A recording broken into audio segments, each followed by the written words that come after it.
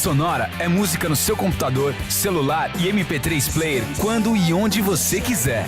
Assine o Sonora e baixe mais de 1 milhão de músicas grátis. Isso mesmo, mais de 1 milhão de músicas de graça para você ouvir, baixar e compartilhar a toda hora. Ligue agora 0800 777 7777 e entre para o Sonora. Sonora, música como você sempre quis.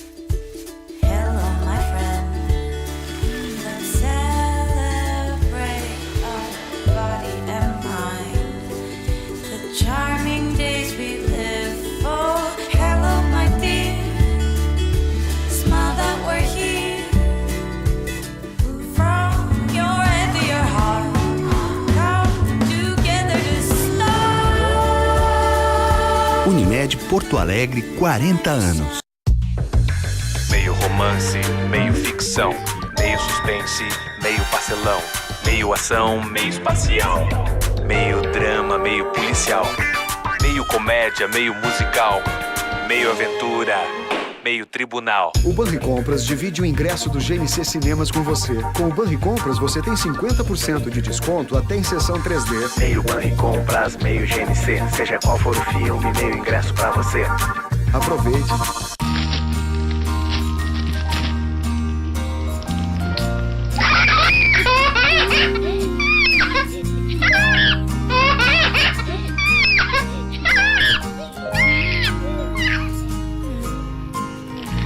Chegou a internet móvel mais rápida do mundo com o smartphone 4G para você. Claro 4G Max, na velocidade da sua emoção. Pra mim, economizar é comprar bem quentinho. Bem felpuda. Bem moderna. Bem nozinha. Pra mim, economizar é comprar bem saboroso, bem confortável, bem fofinha, bem madura. Economizar é comprar bem, pô. Panvel, você sempre bem.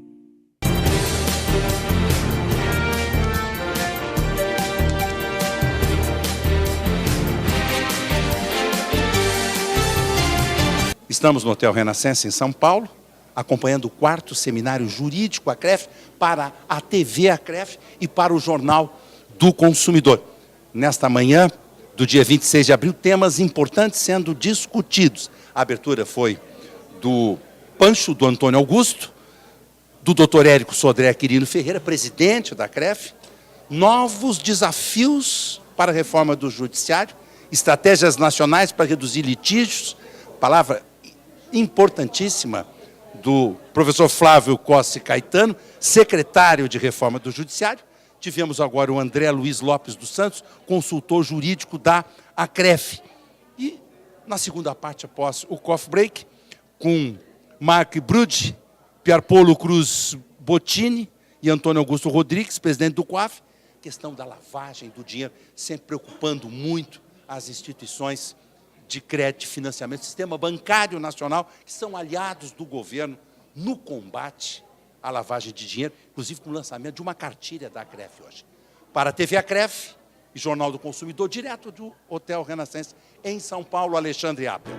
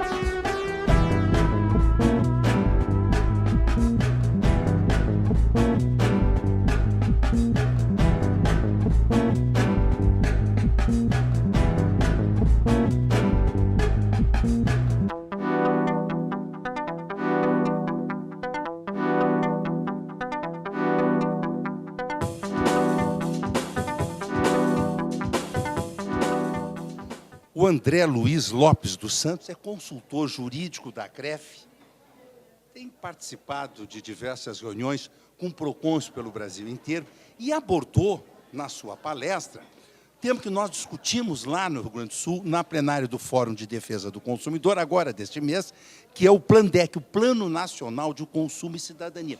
Agora, de fato, André, nós que fomos colegas de PROCON, você tocou num ponto.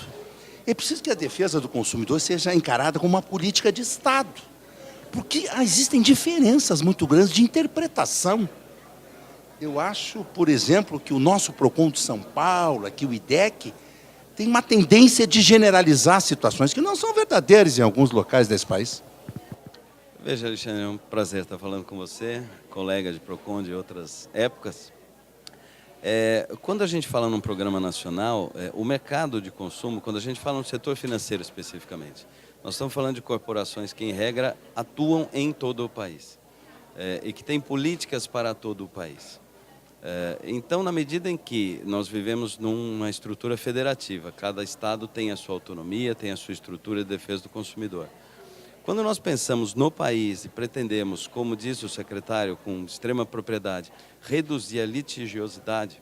Judicialização excessiva. Excessiva. E os bancos são o segundo colocado na lista que ele acabou de mostrar. Problemas no relacionamento com o consumidor são um percentual elevado desse total de demandas dos bancos. Pensar o país de forma mais uniforme nos parece essencial. Respeitadas as autonomias de cada um, não é isso que está na mesa, fazer do SINDEC de fato uma referência onde nós encontremos vetores para uma política nacional de defesa do consumidor. Agora, com o lançamento do Plandec e a criação da Câmara, nós havíamos até em conversa anterior com o secretário chegado a sugerir a ele a necessidade de que se recuperasse o Conselho Nacional de Relações de Consumo. Verdade. Né? Falamos disso com ele aqui no final do ano passado e sentimos, sim, na Câmara que foi lançada pelo decreto do Plandec, a falta de participação dos setores econômicos na instância decisória, que é a Câmara Ministerial. E isto reforça, na nossa percepção, a necessidade de que os setores e a sociedade civil participem do observatório, dos comitês, naquilo que for possível. E tem assuntos muito críticos ali, como você sabe, regulação, o pós-venda, que é atendimento eu vou dar ao consumidor depois de concluído o ato de consumo.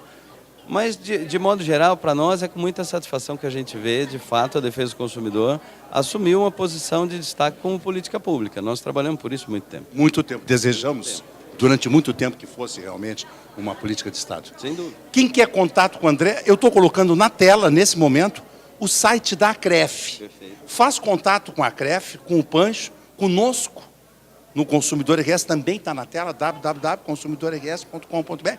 Nós encaminhamos seu e-mail, sua dúvida, um contato com o André.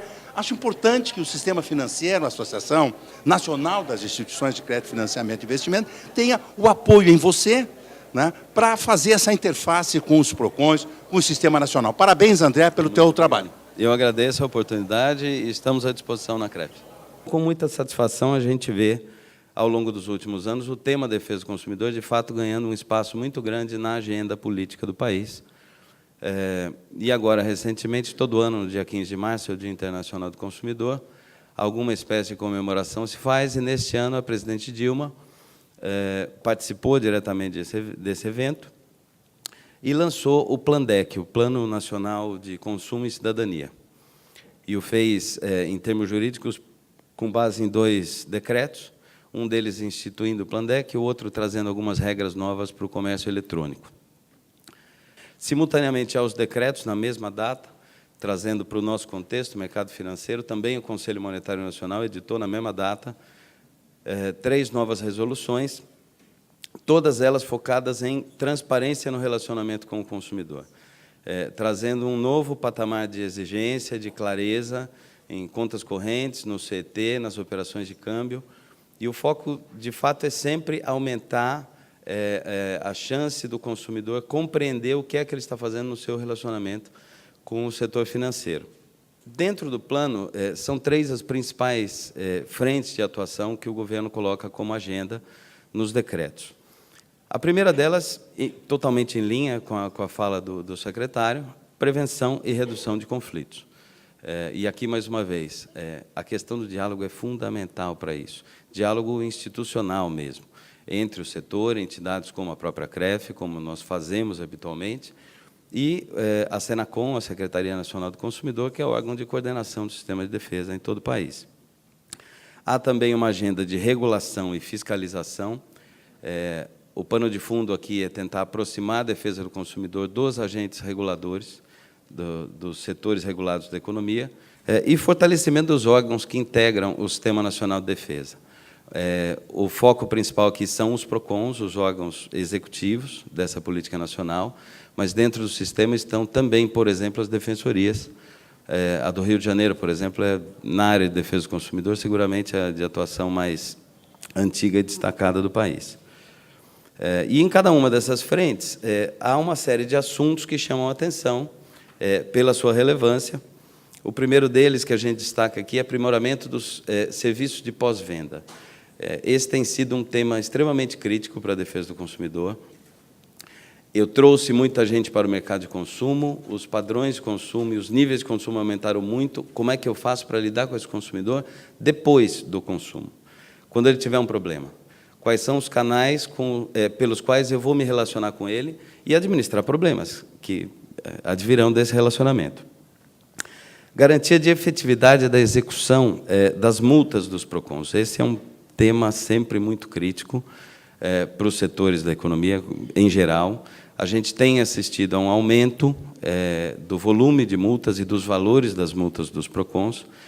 Historicamente, para quem trabalha no sistema de defesa, esta era uma angústia, quando eu estava lá e continua sendo hoje, pelo que eu escuto dos meus amigos que continuam lá, garantir que haja efetividade, porque hoje, na prática, o que acontece? Aplica-se a multa e ela é judicializada. Se não for 100%, é muito perto disso. Todas as multas de valor significativo acabam virando processo, onde as empresas vão questionar a decisão administrativa. E um tema que aparece novamente no decreto e que é absolutamente central e muito difícil, que é a promoção da educação para o consumo. Se nós estamos falando de 40, 50 milhões de novos consumidores, nós estamos falando de pessoas que têm, sim, um déficit enorme de preparação para lidar com essa realidade de mercado, sobretudo quando isso envolve a operação de crédito, que a imensa maioria dos novos consumidores veio ao mercado com base no maior acesso ao crédito.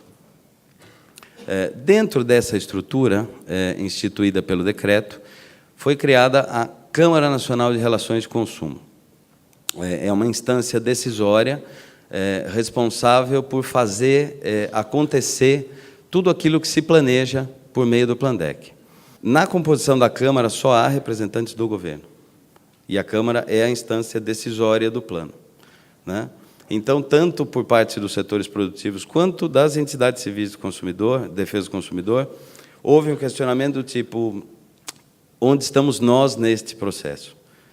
O grande ponto é que a consequência jurídica disto pode ser a eliminação daquilo que, na escola, na Faculdade de Direito, a gente fala o direito do fornecedor dentro do Código, que são os 30 dias para solucionar vícios dos produtos colocados no mercado. Dentro do plano ainda também, abaixo da Câmara, como uma instância técnica de estudos e proposições, foi criada o Observatório Nacional das Relações de Consumo. E aqui, de fato, é a área onde os setores terão de participar mais ativamente para, de fato, poder levar as suas ansiedades e as suas opiniões, seus pontos de vista para dentro desse processo. Por hora, foram criados esses 3 comitês técnicos: consumo e regulação, consumo e turismo, consumo e pós-venda. Mas o próprio decreto diz que outros poderão ser criados, além desses 3 já definidos.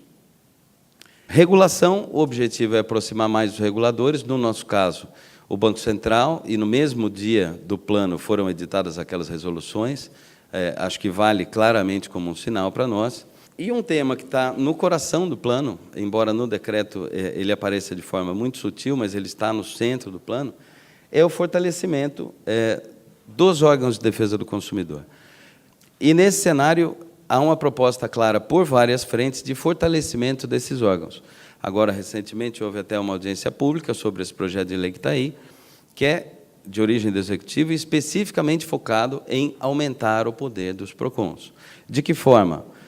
Por exemplo, dando a eles a prerrogativa de aplicar medidas corretivas no ato. Numa audiência, por exemplo, que seja determinado o ressarcimento de valores que se entenda tenha havido cobrança indevida. Acordos feitos nos PROCONs deverão passar a valer como títulos extrajudiciais. Hoje, para que isso aconteça, os PROCONs fazem convênios com os tribunais estaduais. Na forma que está no projeto, não vai mais precisar do convênio. O acordo feito no PROCON, pela natureza contratual, passa a ser reconhecido como um título executivo. E, além disso, nós temos também em trâmite no Senado 3 projetos de lei que se chama genericamente de mini-reforma do CDC, com 3 frentes diferentes, e todas elas afetam de forma substancial o setor financeiro. Aqui fica muito mais como um ponto de atenção para que estejamos todos atentos a isso. O primeiro deles é mais evidente, superendividamento. Agora, no comércio eletrônico, um dos temas de fundo o cancelamento de uma operação no cartão de crédito, da compra da geladeira, vai afetar a operação de crédito, por exemplo. Isso é uma consequência assim, palpável para o setor e a gente tem que estar muito atento a isso. E mudanças no trâmite processual das ações coletivas, também para fortalecer as ações coletivas de uma forma que merece a nossa atenção. O SINDEC foi um claríssimo avanço para todos os lados, para a defesa do consumidor e para nós também, para enxergarmos o que é que está acontecendo e o que é que está sendo registrado em termos de problemas de consumo em todo o país, de forma única, numa única plataforma. Ele começou a ser montado em 2003 e a operar em 2005. O SINDEC tem um potencial imenso para ser um referencial do que é que está dando problema no mercado, para que a gente possa ter foco nos nossos esforços de como reduzir esse número de conflitos. Mas, para isso, precisa haver um pouco mais de coerência, de uniformidade nos dados que estão ali dentro. Hoje, a gente vê instituições lançadas ali com questões que, na nossa avaliação, merecem mais diálogo, e esses comitês criados pelo Observatório nos parecem ser o grande espaço, a grande oportunidade para que a gente aproxime esse diálogo com o governo. Temos de participar disso, como entidades representativas do setor. Estamos reencontrando o professor Pier Paulo Cruz Bottini, ele que é advogado e professor de Direito da USP. Tivemos a oportunidade de entrevistá-lo no 3º Congresso Jurídico da CREF em Porto Alegre, agora aqui no Hotel Renascença, em São Paulo. Hoje vai ser feito o lançamento da cartilha de prevenção à lavagem do dinheiro. Importante o tema e saber que o sistema financeiro está integrado ao governo nessa questão, professor. Isso, o sistema financeiro é um dos órgãos mais regulados, mais organizados em relação à prevenção de lavagem de dinheiro. Então, o Banco Central tem uma série de circulares, existem uma série de normas, e os bancos e as instituições financeiras, as instituições de crédito, elas estão desenvolvendo cada vez mais setores para evitar qualquer colaboração com o crime organizado, com a lavagem de dinheiro. Então, a ideia aqui é discutir um pouco isso, discutir como aprimorar esses sistemas de controle para justamente isolar os agentes de lavagem de dinheiro, fazer com que eles não consigam esquentar esse dinheiro sujo e não consigam reintegrar ele na economia. Uma alegria revê-lo, uma boa palestra. Muito obrigado. A minha ideia, rapidamente, aqui é dividir essa palestra, essa conversa, em 2 etapas. Em primeiro lugar, falar um pouco das alterações recentes no marco legal a respeito da lei de lavagem de dinheiro. E, dentro disso, falar um pouco também das inovações na interpretação desse marco legal que foram feitas no âmbito da Ação Penal 470, a chamada Ação Penal do Mensalão, que tem um impacto claro nas políticas de prevenção à lavagem de dinheiro, e depois trazer algumas sugestões de como se proteger ou como enfrentar de uma maneira segura essas novidades, essas interpretações, essa expansão do âmbito de abrangência da norma penal de lavagem de dinheiro. Diante disso, qual é a grande estratégia de combate à lavagem de dinheiro? Na medida em que o poder público, e toda vez que eu falo isso, o Gustavo fica bravo comigo, depois ele vai responder, mas na medida em que o poder público não tem capacidade de identificar todos os atos possíveis de lavagem de dinheiro, até porque a criatividade e a dinâmica da movimentação do dinheiro ilícito ela é muito constante, então a estratégia do poder público é se apropriar da colaboração com algumas entidades privadas que atuam, que trabalham nos chamados setores sensíveis, ou seja, identificar aqueles setores mais comumente utilizados para lavagem de dinheiro, em geral, aqueles setores que trabalham com dinheiro massificadamente, e aqui eu estou falando do setor bancário, eu estou falando do setor de crédito, eu estou falando de uma série de setores que podem, consciente ou inconscientemente, trabalhar para encobrir, para ocultar esse capital de origem ilícita. Então, qual é a estratégia do poder público? É forçar uma colaboração com esses setores, impondo a esses setores sensíveis uma série de obrigações. Quais obrigações? Primeiro, registrar quem são os seus clientes, isso vocês sabem muito bem, registrar quais são essas operações, comunicar às autoridades, às unidades de inteligência financeira, as operações suspeitas e desenvolver sistemas de compliance para permitir que as instituições possam, de maneira adequada e de maneira eficaz, cumprir com essas obrigações. Com isso, o poder público espera, com essa colaboração, identificar exatamente essas operações suspeitas e ter uma atitude, uma política mais racional de combate. Em relação à nova lei, ao novo texto legal de lavagem de dinheiro, quais são as principais alterações que impactam diretamente o setor de crédito, o setor bancário e o setor financeiro? Em primeiro lugar, importante foi a ampliação do rol de crimes antecedentes. Como nós sabemos, a lei anterior de lavagem de dinheiro estabelecia que, para lavar dinheiro, esse dinheiro sujo ele deveria prover de um rol taxativo de crimes antecedentes. Só crimes graves, como crimes contra a administração pública e tráfico de drogas, seriam crimes antecedentes passíveis de gerar um capital passível de ser lavado. A partir da nova lei, isso se ampliou significativamente. Como vocês sabem, agora todos os crimes, todas as contravenções penais podem gerar dinheiro passível de lavagem.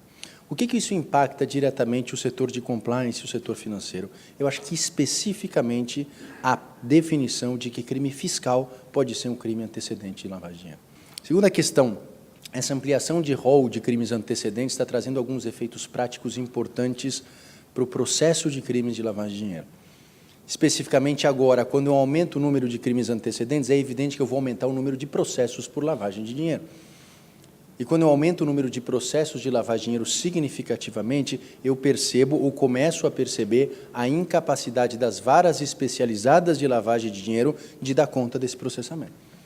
A previsão legal expressa do chamado dolo eventual na lavagem de dinheiro. Isso também é muito importante para a atividade cotidiana dos senhores. O que é dolo eventual? Veja, antes, para ter lavagem de dinheiro, só haveria a condenação de alguém por lavagem de dinheiro diante do chamado dolo direto. O que é dolo direto? Eu sou um agente financeiro, eu sei inequivocamente que aquele dinheiro que vem na minha mão vem de um crime e eu tenho a intenção de ajudar a ocultar ou dissimular esse dinheiro. Isso é dolo direto.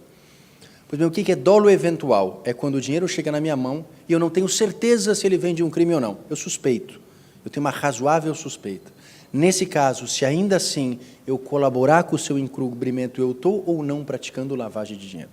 Em terceiro lugar, e terceira alteração bastante importante, é a ampliação dos setores sensíveis, ou seja, como eu disse para vocês, a lei de lavagem de dinheiro estabelece e indica alguns setores sensíveis que têm a obrigação de conhecer o seu cliente e de comunicar ao COAF as atividades suspeitas. E, por fim, ainda na lei aqui, eu já estou encerrando em relação à lei, mas a obrigatoriedade de comunicação regular da não existência de operações suspeitas dentro da instituição.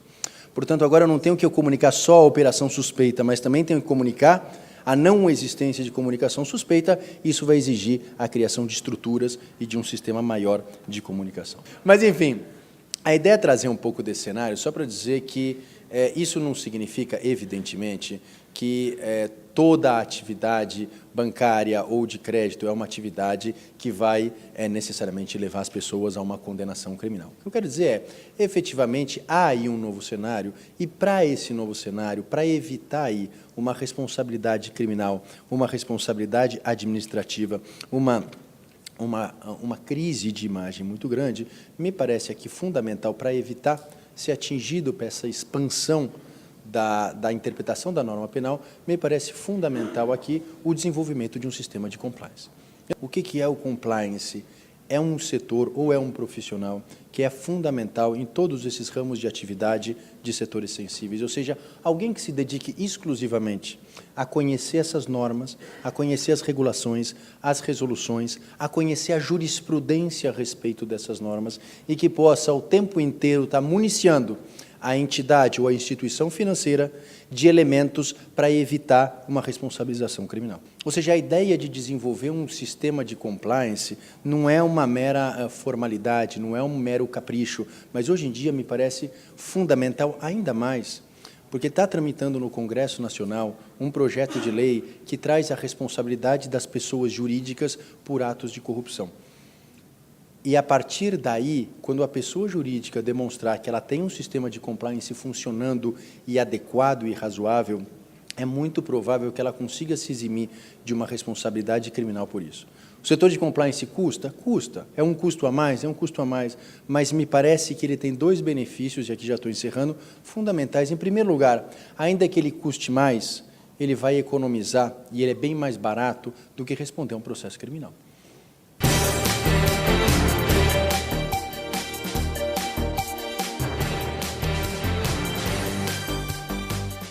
Eu não sei, eu ainda acho seu pai muito esquisitão, sabe? Você não entende nada, né? Papai abriu mão de tudo. Renunciou aos bens materiais. Fez até um voto de silêncio há 10 anos. Tá? Beleza, tá aqui o seu cartão Ipiranga e os quilômetros de vantagem para tocar pro desconto TV, celular, computador. Eu ponho no nome de quem? Alcides! Alcides! Alcides.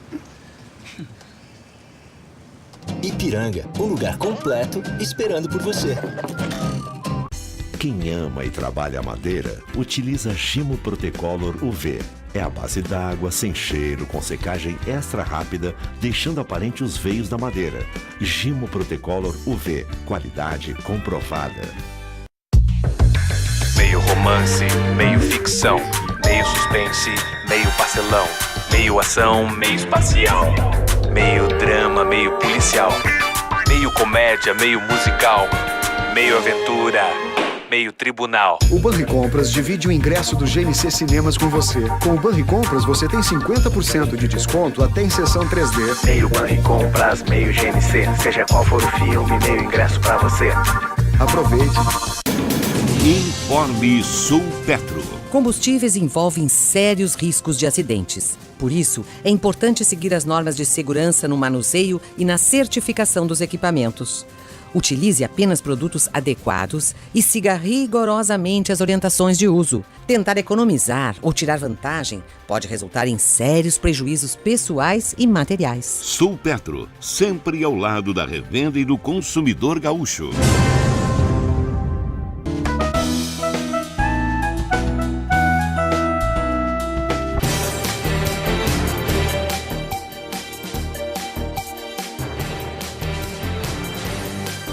Uma das palestras mais esperadas nessa segunda parte do 4º Seminário Jurídico da CREF é do Dr. Antônio Gustavo Rodrigues, ele que é presidente do COAF. Ele vai falar sobre o Conselho de Controle de Atividade Financeira, sua função, sua importância no atual momento, principalmente no que diz respeito ao tema lavagem de dinheiro. Como é que vai ser a sua palestra? Olha, eu tenho sempre usado a minha palestra para tocar no que eu considero o fator principal do combate à lavagem de dinheiro, que é a mudança cultural.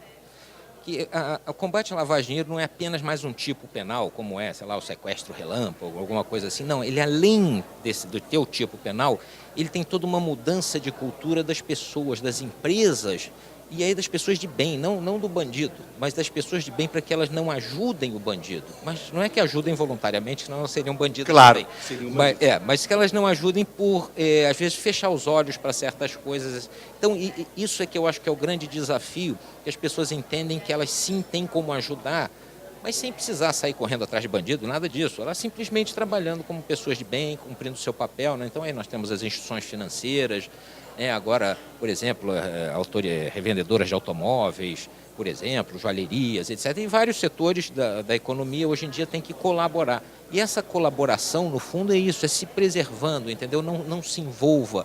Né? Você não permitiria entrar na sua casa uma pessoa suspeita na rua. Por que vai permitir entrar no seu negócio? Então, eu acho que esse aí acaba sendo o principal foco das minhas mensagens, né? Porque a partir daí, quando as pessoas começam a entender, começam a colaborar, e aí o sistema funciona melhor. Não, e eu não tenho dúvida que muita gente, inadvertidamente, por um bom cliente, quer dizer, está prestando um desserviço à nação e à própria segurança da sociedade, porque a lavagem do dinheiro nada mais é do que uma forma de fortalecer mais ainda o crime organizado, que se volta contra nós, cidadãos de bem, não é isso, doutor Gustavo? Exatamente, exatamente. Se volta não é só contra a sociedade em geral, se volta contra o próprio empresário, que eventualmente, ou a sua família, porque no momento que você preserva esse criminoso, ele vai continuar atuando e ele vai atuar na área onde vive esse empresário e a sua família. Então, ele acaba pagando o preço indiretamente. Depois tem que andar de carro blindado, etc. Então, você começa a ver que na sociedade brasileira, como é que houve assim, uma deterioração da qualidade. Você vai em outras cidades do mundo, você sai à noite, caminha com tranquilidade. Aqui a gente não tem mais isso. Verdade. Então, a gente, eu acho que tem que fazer um pouquinho de esforço me chama tentar melhorar, ser mais cidadão, né? Eu acho que é muito importante. Mais cidadão. No fundo é nesse aspecto. Eu acho que o Brasil está evoluindo, quer dizer, o sistema hoje no Brasil está muito melhor que anos atrás, mas ainda tem um longo caminho a percorrer. A gente ainda tem muito daquela cultura, né? Que coitado, né? Chama do Gerson, etc.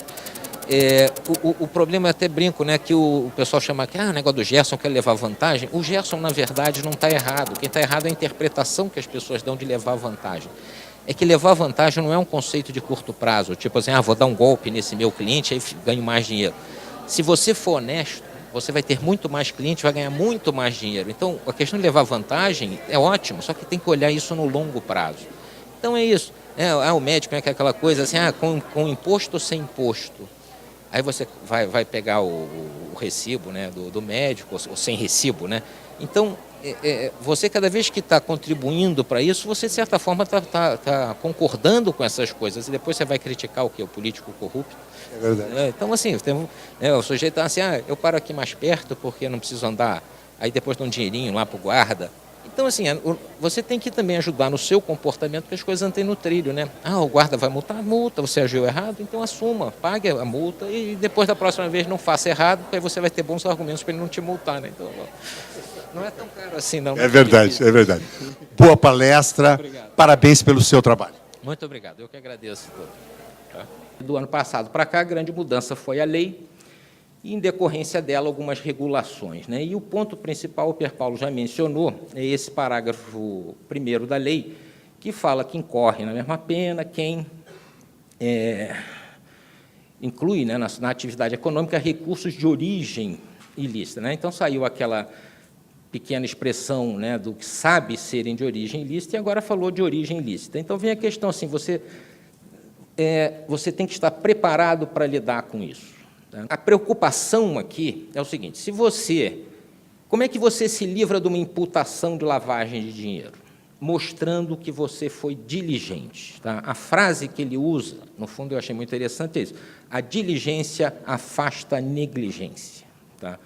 É uma frase bonita, rimou, ficou legal, mas ela é importante manter essa frasezinha na cabeça, porque ela é a resposta um pouco a essas preocupações que o Pierre Paulo demonstrou. Tá? Eu não sei se tem muita diferença entre cegueira deliberada e dolo eventual, imaginando no próprio exemplo, por exemplo, do cara carregar a mala, chegar o outro pedir para carregar a mala. O que o dolo eventual, pelo que eu entendo, é assumir o risco, né, de produzir um resultado. Bom, você está assumindo o risco de estar carregando uma mala que você não sabe o conteúdo, de estar levando alguma coisa que não deve. Então, a mesma coisa com relação à operação. Se você fecha os seus olhos e não aplica os mecanismos que te permitiriam identificar situações suspeitas, né, atípicas, ou seja, tomar as precauções que o sistema, a lei exige, você está fechando os olhos deliberadamente. Quer dizer, você não viu que o dinheiro era suspeito porque você não quis ver. E, para mim, fechar os olhos é assumir o risco de produzir o resultado. Então, eu confesso que eu não vejo muita diferença entre os dois conceitos. No momento em que você não age diligentemente, você está sendo, portanto, negligente e está assumindo o risco de quê? De que a sua empresa sirva para lavar dinheiro. Agora, a nossa justiça, né, nitidamente, ela não é estúpida. Tá? Ela pode ser lenta, um monte de coisa, mas não é estúpida. E ninguém será condenado por lavagem de dinheiro, porque, apesar dos controles, dos investimentos que são feitos para detectar essas situações, Passou uma operação, ou daqui a 10 anos descobriu que o fulaninho foi preso, aí ele fez lá, tinha um depósito de R$2.000, e aí estava lavando dinheiro. Logicamente, não. Agora, existe uma enorme distância, e qualquer pessoa que viu o julgamento do Mensalão, por exemplo, vê nitidamente que há uma diferença entre um escorregadela administrativa, um certo problema, uma falta de informação, e o que ocorreu ali. Existe uma distância que é enorme, né? São situações que são claras, ostensivas, né? Se fosse uma cobra, tinha mordido o sujeito, entendeu? Então, essa que é a realidade. Então, não adianta a gente ficar fazendo drama, porque, no fundo, eu acho assim, às vezes a gente complica as coisas, eu até entendo algumas profissões, porque depois eles vendem soluções. Mas, no fundo, tá, as coisas são mais simples. Tá? Eu acho o seguinte, existe um objetivo nisso. Tá? O objetivo desse sistema é proteger, é que as pessoas de bem não ajudem o bandido a se preservar, tirar o dinheiro dele. Esse é que é o objetivo. Tá? Pode ser um processo difícil? Pode, mas a gente está avançando. Hoje em dia está muito melhor. Nós tivemos uma evolução enorme, né, nos últimos anos no que se refere à prevenção à lavagem de dinheiro. O setor mais avançado, sem dúvida nenhuma, é o sistema financeiro, não tenho dúvida quanto a isso. Quando você compara com outros setores, essa distância assim, é impressionante. E a nova lei trouxe um desafio adicional, foi incluir uma série de setores novos. Muita gente, o Pierre Paulo mencionou a questão, por exemplo, que a lei mudou no sentido dos crimes antecedentes, e eu vou me permitir, com todo respeito, discordar um pouquinho dele. Isso eu acho que não deveria ter afetado em nada o trabalho de vocês, não deveria. E se alterou porque tinha alguma coisa errada, sabe por quê? Porque a lei, realmente, ela tinha uma lista relativamente limitada de crimes, mas ela tinha um coringa lá. O coringa era assim, crime praticado por organização criminosa. Meu amigo, qualquer crime, inclusive sonegação fiscal. Então, como é muito difícil você identificar se eu sou, né, o cliente é ou não parte de uma organização criminosa, você dizer que não estava atento a isso é que você estava correndo um risco danado. Mas, felizmente, nós já passamos dessa fase. Né? O fato, realmente, é que agora qualquer ilícito antecedente, inclusive sonegação fiscal. Ótimo. Tiveram mudanças nisso, né, alguns detalhes processuais penais, e o outro, a inclusão de uma série de setores novos. Né? Eu vi que tem algumas pessoas de bancos de montadoras, né, nós já tivemos, por exemplo, reuniões com a Anfávia, eu daqui vou ter uma com a FenaBrave. Por quê? As revendedoras de automóveis estão preocupadas, e ótimo que estejam. Por quê? Porque acontece também de se usar essas empresas para lavar dinheiro. Um exemplo clássico, voltando aqui aos nossos amigos do Banco Central, foi aquele roubo do Banco Central, acho que no Nordeste. Vocês se lembram qual foi a primeira coisa que os sujeitos fizeram quando saíram lá do roubo, né? Compraram um monte de picape.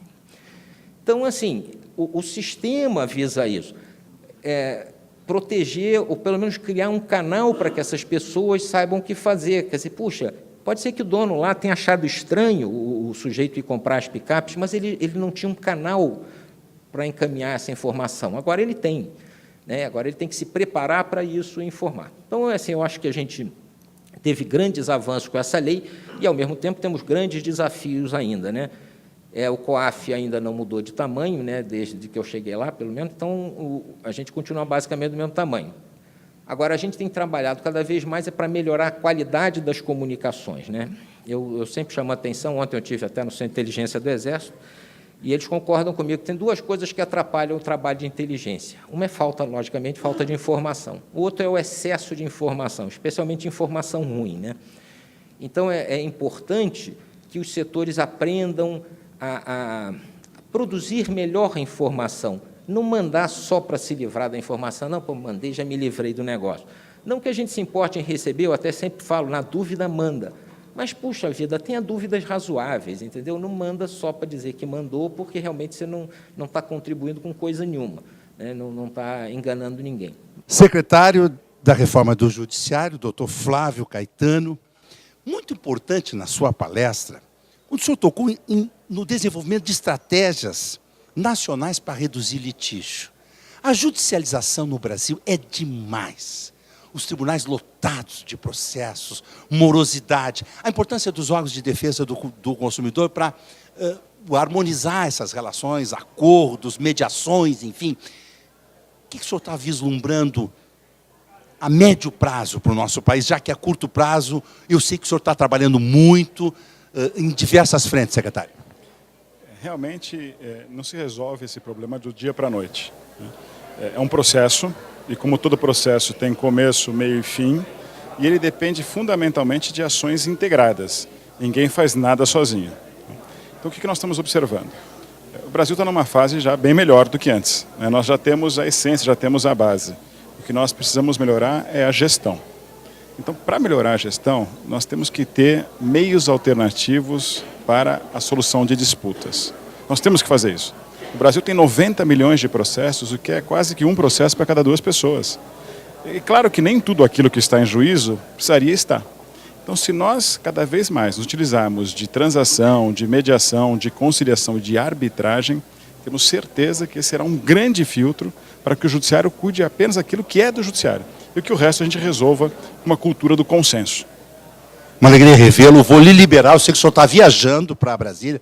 Sucesso no seu trabalho no Ministério da Justiça, nós que lhe acompanhamos e somos obrigados a lhe aplaudir, secretário, porque o senhor tem tido realmente uma visão muito ampla e muito sensível a essa questão da proteção do cidadão do nosso país. Sucesso, secretário.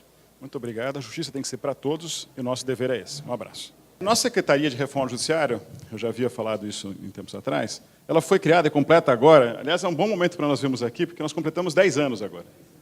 O presidente Lula, assim que eleito, assim que tomou posse, criou a Secretaria. Era um dos seus projetos de governo discutir uma reforma do Judiciário. Ele cria a Secretaria, o ministro era Márcio Tomás Bastos. E aí qual que era a ideia naquele momento? Era principalmente que nós dessemos uma olhada no Judiciário, mas que atacássemos a essência. O que se percebia ali? Havia uma grande discussão na sociedade que faltava um órgão de planejamento e um órgão de controle externo ao Judiciário.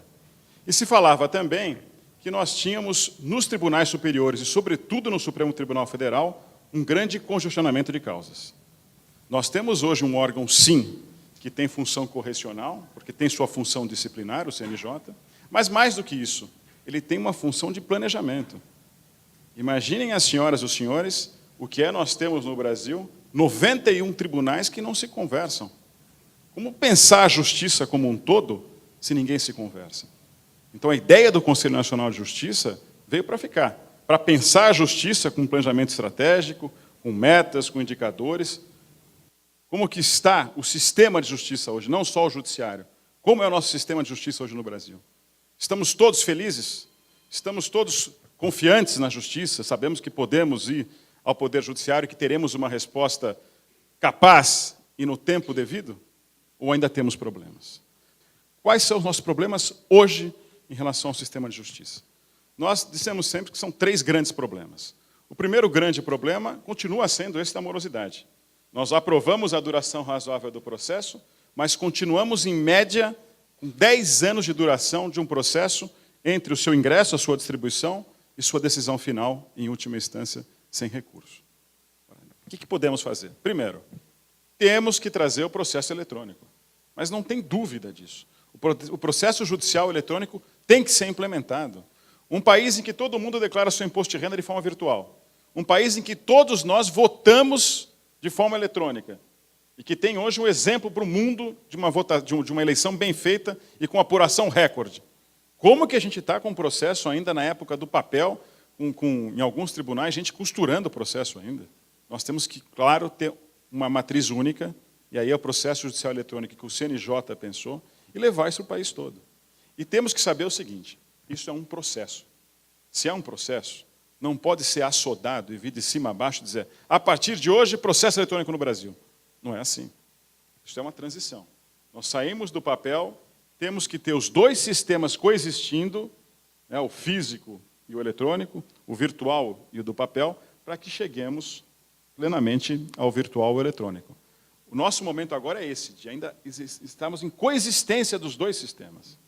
O processo eletrônico leva, primeiro, uma transparência absoluta dos atos processuais. Segundo, ao controle e eficiência. Nós já apresentamos ao CNJ a proposta de 2 carreiras. A carreira do gestor de política judiciária, que é alguém que vai pensar o judiciário, alguém que pensa no planejamento do judiciário, que pensa em metas, indicadores, que vai monitorar, né, todos os seus processos, E o administrador judicial. O administrador judicial é aquele ombro a ombro, é aquele que anda com o juiz, é aquele que tem formação de administração para ajudar a administrar o cartório, administrar o tribunal, administrar o fórum. Então, e por último, dois outros grandes problemas, ainda desafios do Poder Judiciário, e tem um pouco a ver com o que o Érico disse, são os desafios em relação à criminalidade. Dois índices são brutais no Brasil. O primeiro é o índice de homicídios. Eu tenho que passar esses dados a vocês. O Brasil tem índices de homicídios muito elevados.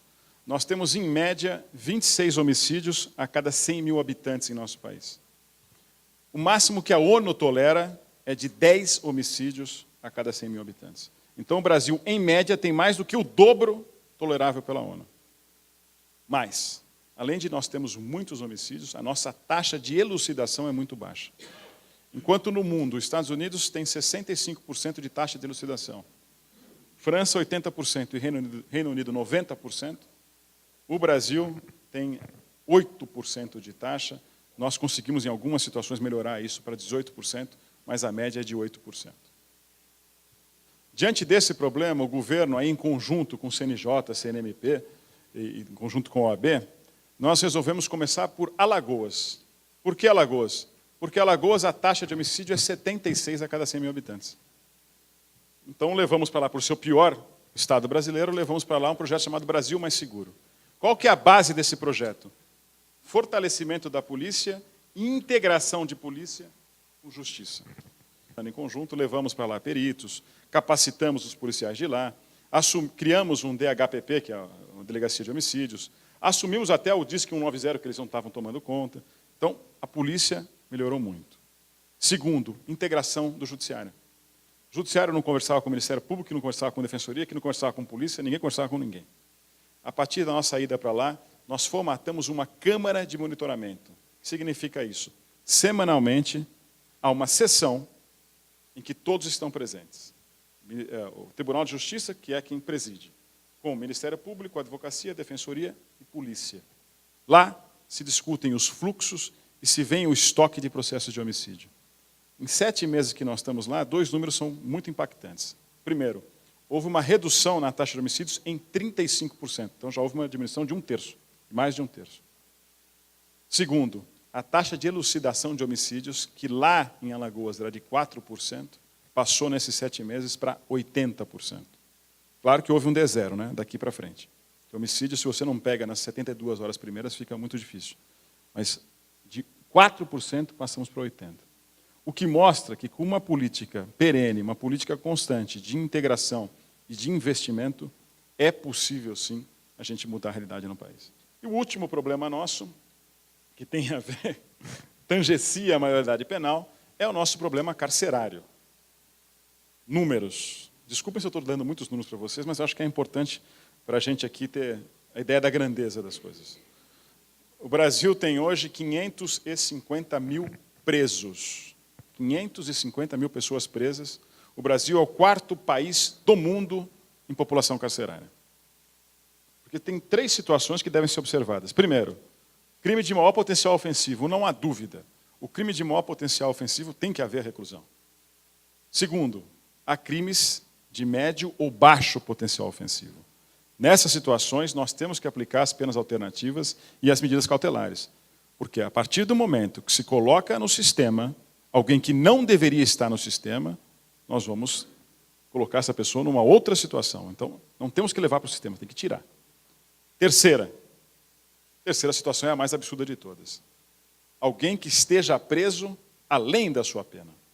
Alguém que cumpriu uma prisão provisória além da pena que lhe foi imposta, ou alguém que foi condenado e que está preso além de sua pena. Alguém já cumpriu a sua pena e está lá mais 1, 2, 3 anos, quando já cumpriu sua pena. A nossa visão lá no Ministério da Justiça é uma visão bastante otimista. Por quê? Porque nós falando de reforma do judiciário hoje, ou de reforma do sistema de justiça hoje, ao contrário do que se falava 10 anos atrás, nós temos hoje atores como o CNJ e o CNP, que nós podemos atuar em conjunto, pensando em planejamento e conseguimos ir mais longe. Então, muito já foi feito no país, ainda há muito a fazer, mas nos parece que o que há para fazer hoje é muito mais fácil de ser resolvido do que nós tínhamos anteriormente. Mas notem, dentro de um processo de reforma, nós já passamos metade do caminho. Então, agora nós temos que resolver esses aspectos que são mais aspectos de gestão para que a gente tenha uma justiça rápida. Doutor Érico acaba de encerrar o seminário, o 4º seminário jurídico ACREF, fazendo a entrega para o doutor Gustavo, do COAF, deste belíssimo material, essa cartilha da prevenção da lavagem de dinheiro. Importante o seminário e esse fechamento, doutor Érico. Olha, eu vejo que este seminário foi talvez o melhor que nós já fizemos, pela qualidade dos palestrantes, pela qualidade da plateia e pelo interesse demonstrado, porque realmente é muito raro nós vermos um auditório cheio do começo ao fim. Tá?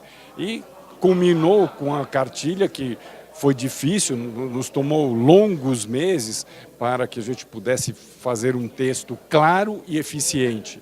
E eu fiquei muito contente de poder aqui, na frente desse distintíssimo público, fazer entrega ao secretário do COAF, para mostrar a nossa participação, o nosso empenho, o nosso envolvimento nesse importantíssimo trabalho de fazer prevenção à lavagem do dinheiro. Não tenha dúvida do envolvimento, comprometimento da CREF com as políticas emanadas pelo governo federal de lisura, de transparência, de respeito ao consumidor, de observância estrita das leis. Meus cumprimentos, doutor Érico. Muito obrigado e parabéns para você, parabéns para toda a sua equipe. Para a TV ACREF, para o Jornal do Consumidor, cobertura conjunta Alexandre Appel, direto do Hotel Renascença, em São Paulo. Para os telespectadores da TV ACREF, do Jornal do Consumidor, nessa cobertura conjunta, Pancho, diretor executivo da ACREF. A importância do 4º seminário jurídico, um sucesso, convidados do mais alto nível, plateia lotada. É possível um evento tão bom quanto esse, noutro lugar, Pancho? Bom, é possível.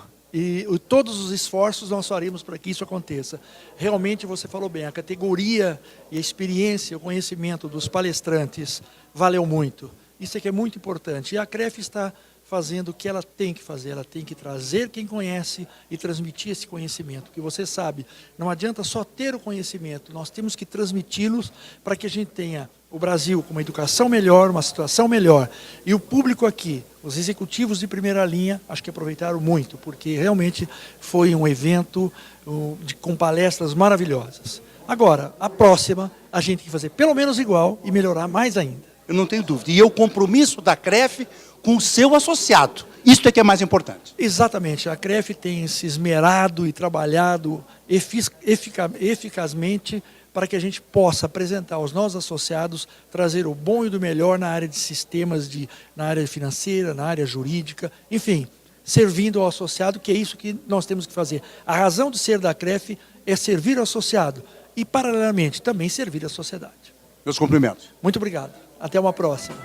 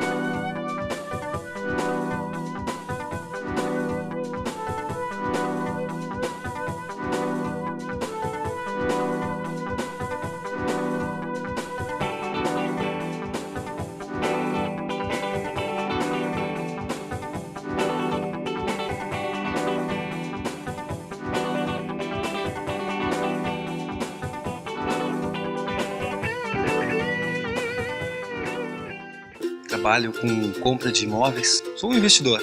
E aí que entra a Guarida, me orientando, me abrindo as melhores oportunidades e garantia tudo que o investidor procura.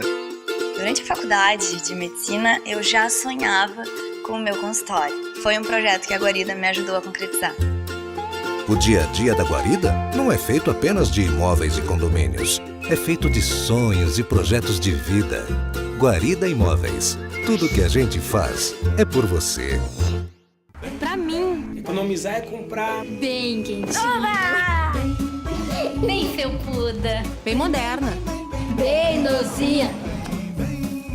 Pra mim, Economizar. Economizar é... Economizar é comprar bem saboroso.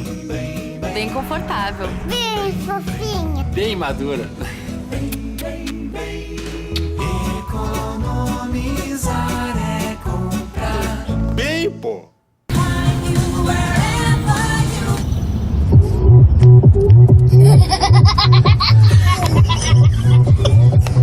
Opa, Gangnam Style. Gangnam Style. Chegou a internet móvel mais rápida do mundo com um smartphone 4G para você. Claro 4G Max, na velocidade da sua emoção.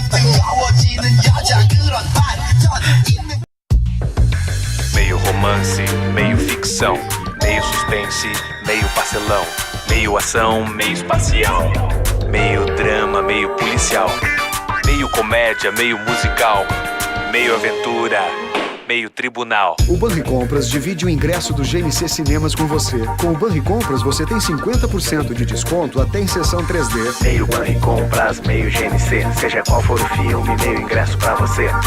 Aproveite.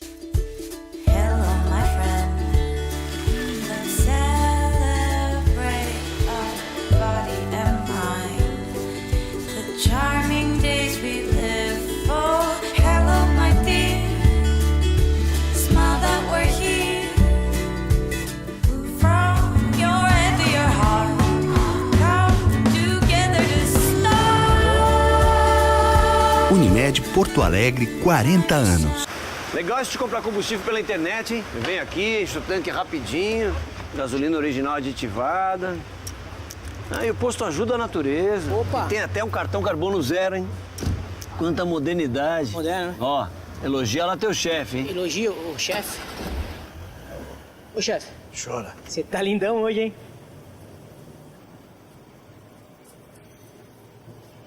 Ipiranga, um lugar completo esperando por você. Sonora é música no seu computador, celular e MP3 player quando e onde você quiser.